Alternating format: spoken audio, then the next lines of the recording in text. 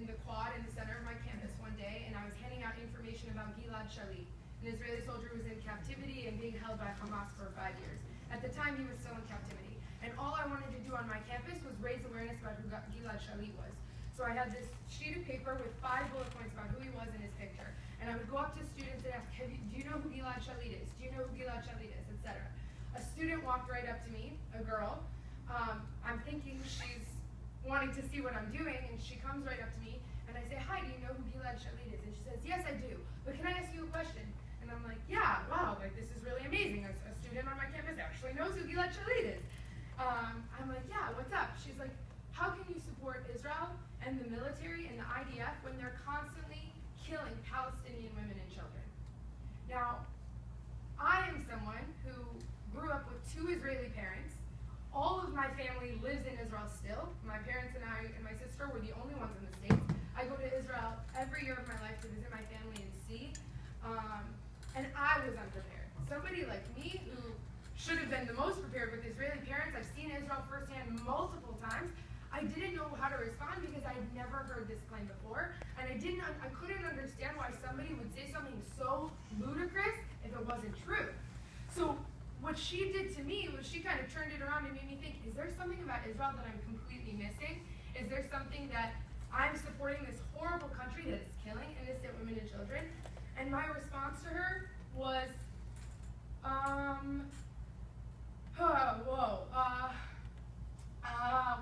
can I get back to you on that? Because I didn't know how to respond. So what we teach our students and what StandWithUs does is educating people about the BDS movement and what they are, but also what they say they are. Because it's important for us as advocates to understand this is what BDS is claiming to be. So they're claiming to be a pro-Palestinian, non-violent movement that's against the violation of human rights in Israel and in the West Bank and the disputed territories. Okay? That's how they proclaim themselves. So that's how when divestment resolutions approach college campuses. So recently, you have the University of Michigan. You had Students for Justice in Palestine bring a bill forward asking the university to divest from 4 companies that do business with Israel that were apparently directly correlated with the human rights violations that are happening in the West Bank.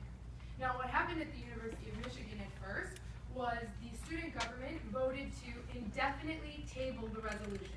What does that mean? It means the students at the University of Michigan, which, by the way, has a ginormous Jewish community. It's like 40,000 undergrad and about 10,000 or 5,000, between 5 and 10,000 Jewish students on that campus. It's a huge Jewish community. The students decided to table it, meaning that they would never vote on the resolution. Why? Why did the students not want to vote on a divestment resolution? Because they didn't feel that they had the moral ground to decide what was right and what was right in the Palestinian-Israeli conflict, and whether Israel was a violator or was not a violator of human rights. Once this happened, the Students for Justice in Palestine went crazy. They became outrageous, and they started not only harassing Jewish students, and actually it was vice versa. Jewish Arab students and Muslim students were also being harassed on campus. It became a really hot topic on campus for about a week. They staged a sit-in because they wanted the student government to vote on the divestment resolution to get the funds of the University of Michigan to divest from these 4 companies that do business with Israel and Israeli companies, okay? So they do this sit-in, and after a week, the student government realizes they can't ignore this very loud minority of students at the University of Michigan. So they ended up having a revote, and they decided to vote on the issue. They first had to vote whether or not to table it again. But they saw that the outrage, and Jewish students were called Nazis, and Arab and Muslim students were called terrorists. It was this horrible thing that happened on the University of Michigan, which actually was a school that I applied to and really wanted to go to because they prided themselves on diversity. And I'm a huge proponent of diversity, so I really wanted to go to that school. And then my dad said, if you're going to go to a Big Ten school, you're going to stay in Illinois because it's cheaper. So that's what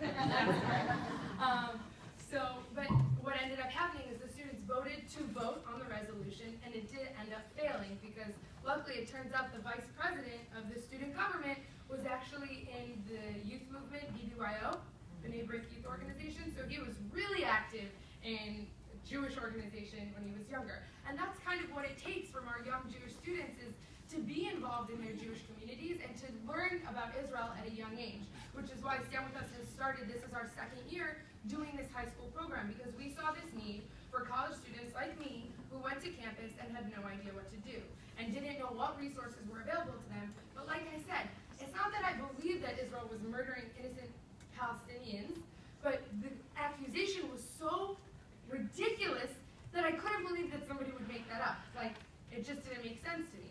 And then when I started doing research and getting involved in Israel education, I realized that these were all lies to demonize and delegitimize Israel, which is exactly what the BDS movement is.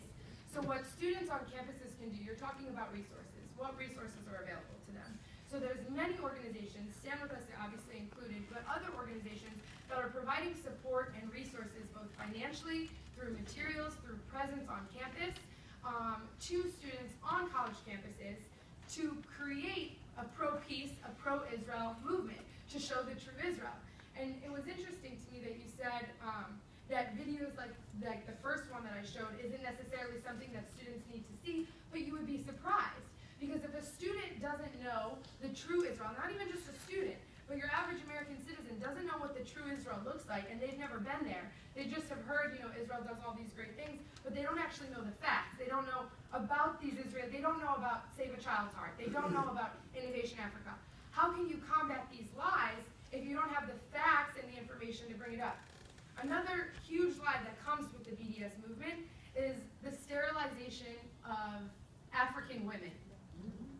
And what was crazy to me was at the University of Michigan divestment hearing, the African Students Association was pro-BDS. They were for the divestment. And the president and the vice president and the secretary of the African Students Association stood up in front of the student government and said, we support BDS because Israel is a violator of human rights. They violate African rights. They sterilize African women, saying the most horrific things. I was like shaking watching this online, live streaming online. And for me, it was even crazier because I went to the University of Illinois. At the University of Illinois, I had an amazing relationship with the African Student Association. And they actually co-sponsored a fundraiser that I put together for Innovation Africa, because they had never heard anything about Israel. And I said, wow, look at this amazing organization that's bringing Israeli technologies to Africa. We did a huge fundraiser, had 300 students, and raised over $1,000 for this organization. Now, on a campus 6 hours away from mine, the African Students Association had been targeted by the Students for Justice in Palestine, fed them all these lies about sterilizing African women, and therefore the African Students Association is pro-BDS. It's all about the information and the education that is received to those students. So if I, as a student, didn't know about Innovation Africa and could use that as an example when approaching the African Students Association, then how would I have gotten them on my side? And that's the point, is it's so important to know what lies BDS is telling, but even more importantly, to know the true Israel, so that when you're presenting it to students on campus, it's important to create coalitions. That's one thing we teach college students, is to create coalitions on campus. Now, what is a coalition? It's bringing the pro-Israel groups along with the LGBT rights and the women's rights and the African Students Association, because we're all minorities and we all have, if you look at Israel and you see, not to mention the human rights that are in Israel, the fact that every citizen gets to vote, Arab Israelis are members of Knesset, they're members of the Supreme Court. If students don't know this, which they often don't, because they're hearing this narrative of Israelis versus Palestinians, they don't even know that there are Israeli Arabs. I would like to just show this video real quick, because it'll show you even better the lies that are told in a divestment hearing.